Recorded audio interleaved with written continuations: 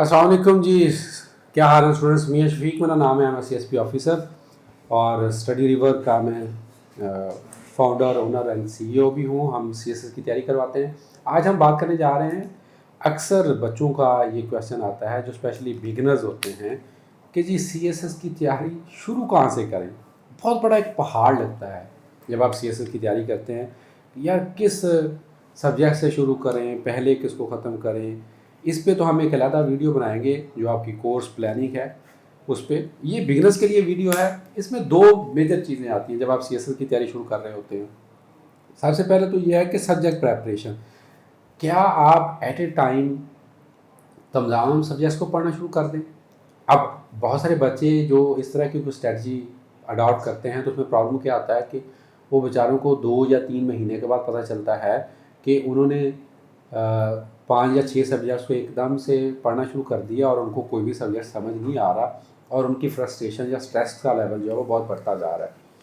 या अक्सर अकेडमीज़ के अंदर जब बच्चे ज्वाइन करते हैं तो उनको प्रॉब्लम ये होता है कि अकेडमीज़ जो है वो 2 या 3 महीने के अंदर या 4 महीने के अंदर पूरा कोर्स कवर करवा देती हैं and they get to know कि यार उनको तो कुछ भी समझ नहीं आई, उनको पता नहीं चला चीज़ों का, क्योंकि उनका जो प्रेपरेशन लेवल या उनका जो चीज़ों की अंडरस्टैंडिंग का, मैं IQ की बात नहीं कर रहा, उनका उस चीज़ की अंडरस्टैंडिंग का लेवल बहुत ही थोड़ा था।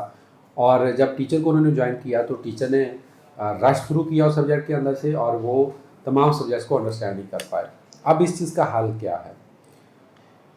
इसमें पहला तो है कि आई वुड रिकमेंड हाईली कि आप स्टार्ट में उन सब्जेक्ट्स में शुरू करें या तो जो आसान है या उनका आपके एकेडमिक कैरियर से या एकेडमिक बैकग्राउंड से कोई ताल्लुक़ है। मिसाल के तौर पर अगर एक स्टूडेंट है जिसका बैकग्राउंड साइंसेस का है तो आई वुड रिकमेंड इट कि वो शुरू में जनरल साइंस एंड एबिलिटी से स्टार्ट कर ले और एट ए टाइम एक ही सब्जेक्ट को क्रैक करें। मतलब पूरा महीना आप जनरल साइंस एंड एबिलिटी पढ़ें और आप एक महीने के अंदर साइंस का पूरा सिलेबस कवर कर लेंगे। You will feel kind of a satisfaction कि यार मैंने एक सब्जेक्ट तो कवर कर लिया। अच्छा, आप दूसरे नंबर पे आप इस्लामिक स्टडीज़ को फर्स्ट किया आप स्टार्ट कर लें, या अगर आपका साइंसेस का बैकग्राउंड है, अगर आपने इन्वायरमेंटल साइंस ऑप्ट किया हुआ है तो आप उसको शुरू कर लें, या जनरल स्टडी भी आसान सब्जेक्ट है उसको आप शुरू कर लें।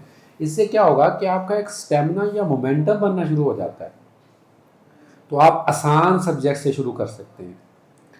और शुरू में मेरी ये रिकमेंडेशन है कि आप ज़्यादा सब्जेक्ट्स को ना एट अ टाइम स्टार्ट करें, 1 सब्जेक्ट एट अ टाइम। आप 15 से 20 दिन में या महीने में एक सब्जेक्ट का कोर्स कवर करेंगे। इससे क्या होगा कि 4 से 5 महीने में या 6 महीने में आपका CSS का पूरा कोर्स इंशाल्लाह कवर हो चुका होगा और आपको एक टारगेट अचीवमेंट का एहसास भी हो रहा होगा। दूसरी इसके अंदर मेजर चीज़ ये आ जाती है कि आपकी टाइम मैनेजमेंट। अब आपने टाइम मैनेजमेंट कैसे करनी है? मैं यहाँ पे ये समझ रहा हूँ कि फर्स्ट किया आप जॉबियन नहीं हैं और आप सिर्फ CSS की तैयारी कर रहे हैं, तो आपके पास एटलीस्ट 12 से 14 घंटे पढ़ने के लिए हैं। बाकी आप 8 घंटे सो रहे हैं, ठीक है, और 2-3 घंटे आप नमाज़ पढ़ते हैं, खाना खाते हैं। चलिए हम 12 आवर ले लेते हैं या हम 10 आवर्स भी ले लेते हैं, ठीक है।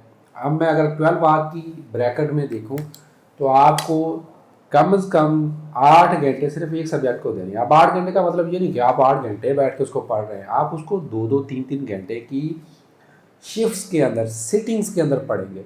और बेहतरीन ये है कि अगर आप सुबह उठ के फर्स्ट किया, अगर आप 7 बजे उठते हैं, 8 बजे उठते हैं, 5 बजे उठते हैं, तो पहली एक बड़ी सिटिंग रखें 3 घंटे की, क्योंकि आप सुबह फ्रेश होते हैं। फिर जोहर की नमाज के बाद असर के दरमियान में एक सेटिंग रखें तकरीबन 2-2.5 घंटे की या 3 घंटे की। फिर असर से मगरिब के दरमियान आप 1 घंटे की सेटिंग रखें। आप इसको नमाज़ों के साथ भी प्लान कर सकते हैं। How it will help you, जैसे जैसे दिन कम होता जाएगा आपका जो सिटिंग का ड्यूरेशन है वो भी कम होता जाएगा और आपका फोकस उसमें लूज़ नहीं होगा। आप एक कार तो ये कर सकते हैं कि 7 से 8 घंटे आप एक ही सब्जेक्ट को देंगे। दूसरा काम इसमें आप क्या करेंगे कि आप डेली आपने 1 आवर, जस्ट 1 आवर आपने न्यूज़पेपर को देना है। सारा न्यूज़पेपर नहीं पढ़ना। कुछ लोग 5-5, 6-6 घंटे न्यूज़पेपर लगा देते हैं। 1 आर्टिकल अ डे, मेरी एक आप ये पल्ले बांध लें, 1 आर्टिकल अ डे। आपने कोई एक अच्छा आर्टिकल, अगर आप पूरा साल पढ़ते हैं 365 आर्टिकल्स हो जाएंगे। 1 article a day is more than sufficient, ठीक है। फिर आपने 1 से 2 घंटा डेली देना है इंग्लिश की प्रेपरेशन के लिए, क्योंकि आपको पता है कि CSS जो एग्ज़ाम है वो मेनली इसका फोकस ही लैंग्वेज पे है। उस 1 घंटे में आपने क्या करना है, उसमें आपने 1 घंटे में पैरावर्ड्स तैयार करने हैं, इडियम्स तैयार करनी है, प्रेपोजिशन तैयार करनी है, ग्रामर की कोई बुक पढ़नी है, आपने कोई वोकैबुलरी प्रिपेयर करनी है। अब देखें पूरा दिन अगर आप वोकैबुलरी तैयार करेंगे तो it will be difficult for you. आप अगर डेली 15-15, 20-20, 30-30 लफ्ज़ तैयार करते जाएंगे 1-1 घंटे के अंदर, तो आप सोचिए कि 6 महीने के अंदर या साल के अंदर आपका कितना ज़्यादा काम हो चुका होगा। So this is the problem. ये मैं ये नहीं कहता कि ये once fits for all formula है कि ये सभी लोग ऐसे ही करेंगे।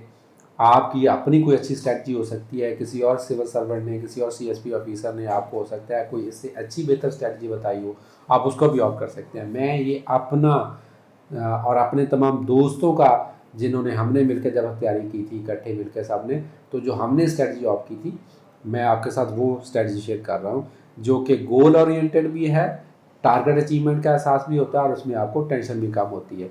अगर आपके पास इसके अलावा कोई अच्छी स्ट्रैटेजी है तो वो आप भी कमेंट्स में शेयर कर सकते हैं और इस पर डिस्कशन कर सकते हैं, ताकि बाकी लोगों को भी पता चले कि हाँ हम इस तरीके से भी क्या कर सकते हैं, तैयारी कर सकते हैं। Thank you. अल्लाह हाफिज़।